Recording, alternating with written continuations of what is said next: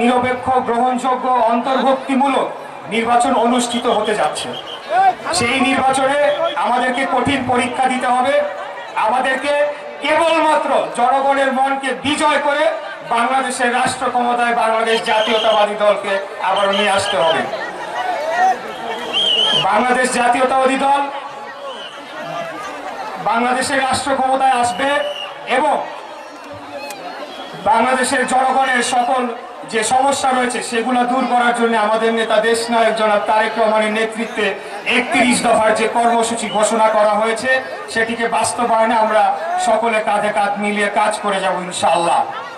এর পাশাপাশি আমি আরেকটি দাবি জানাতে চাই, সেটি হচ্ছে জুলাই আগস্টে নির্মমভাবে সাধারণ জনগণকে হত্যা করার জন্য খুনি হাসিনাকে, এই ভারত সরকারকে খুনি হাসিনাকে ফেরত দিতে হবে, যাতে তাকে আমরা বিচারের কাঠগড়ায় দাঁড় করাতে পারি এবং প্রত্যেকটি হত্যাকাণ্ডের জন্য তার বিচার এবং শাস্তি নিশ্চিত করতে পারি। তা না হলে প্রত্যেকটি জীবন যে শহীদ হয়েছে, প্রত্যেকটি শহীদ এটি বৃথা হয়ে যাবে।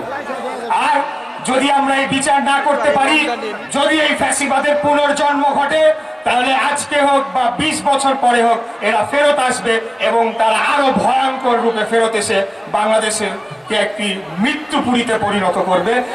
আমি আপনাদের বলতে চাই, একজন তরুণ প্রজন্মের প্রতিনিধি হিসেবে আমরা সর্বদা সজাগ রয়েছি। কোনোভাবে এই আওয়ামী ফ্যাসিবাদের পুনর্জন্ম এই বাংলাদেশের মাটিতে হতে দেয়া হবে না, হবে না, হবে না। এই দেশটা কারো বাবার সম্পত্তি না, এই দেশটা আমাদের সকলের, এই দেশটা বাংলাদেশের জনগণের।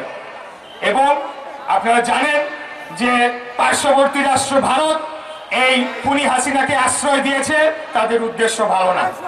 তবে আমি এটা বলতে চাই যে আমরা বাংলাদেশের 18 কোটি জনগণ আমরা ঐক্যবদ্ধ যদি থাকি, যদি কোনো ধরনের আমাদের অখণ্ডতাকে নিয়ে ছিনিমিনি খেলার চেষ্টা করে, তাহলে আশেপাশে যা রয়েছে সবকিছু ভেঙে ছাড়খাড় হয়ে যাবে, কেউ বাঁচতে পারবে না।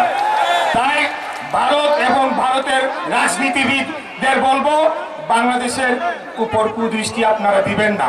আমরা সংগঠিত রয়েছি বাংলাদেশের স্বাধীনতা, সার্বভৌমত্ব এবং অখণ্ডতা রক্ষার জন্য 18 কোটি সৈন্য প্রস্তুত রয়েছে সর্বদা। এটি আপনার